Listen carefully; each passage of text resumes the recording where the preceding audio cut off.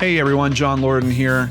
We already have an update to the case that we covered just this past Friday, the Austin serial package bomber case. Let's go ahead and get started. The first related incident we had was a bomb threat that apparently was emailed in about a performance at the South by Southwest show that's been happening in Austin over the past week. Here is an article from Variety.com. Trevor Weldon Ingram, 26, allegedly emailed Live Nation Music on Saturday afternoon saying there was a bomb planted at the Fair Market venue, according to a police statement.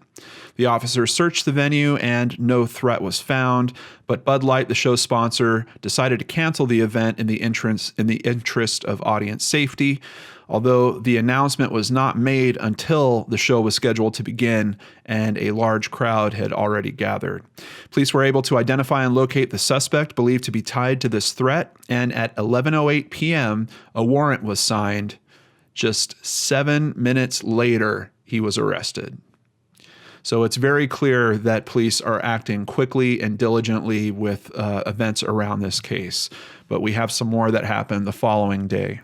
There was a press conference that was held on Sunday, March 18th, 2018. In that press conference, Austin Police Chief Brian Manley said, quote, "We believe that the recent explosive incidents that have occurred in the city of Austin were meant to send a message.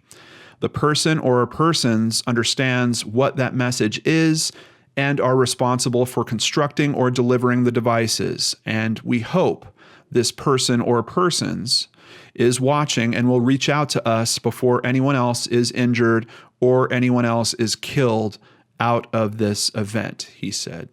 A few hours after this press conference, unfortunately, we had another bomb incident.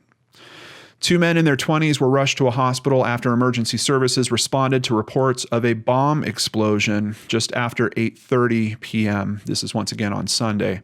At a press conference, police said that the wounded men were taken to a hospital, but their injuries were not life-threatening, thankfully.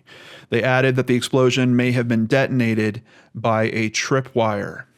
Now, this is really interesting. Kind of the typical thoughts about bombers like this is that they kind of fall in love with a certain type of device and use that same type of device over and over.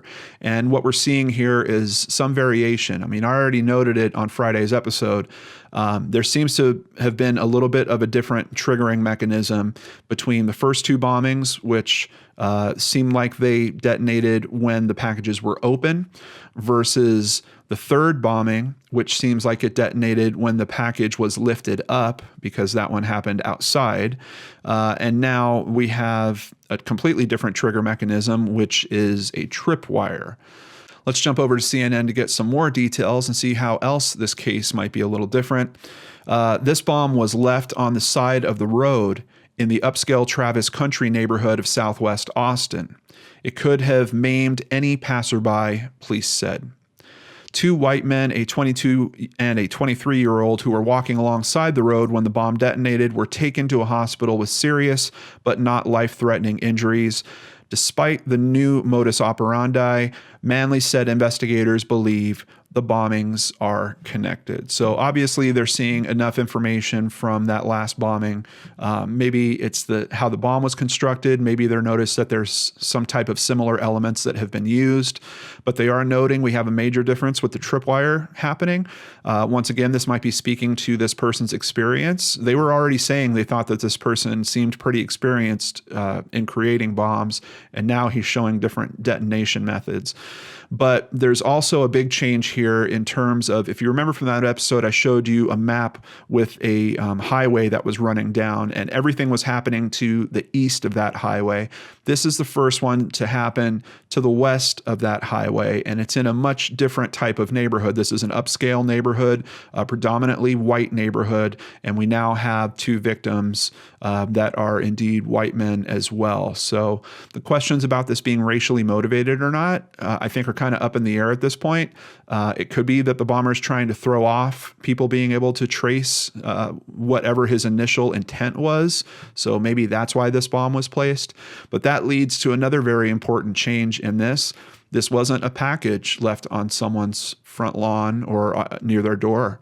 This is something that was set up in a public area where people were walking.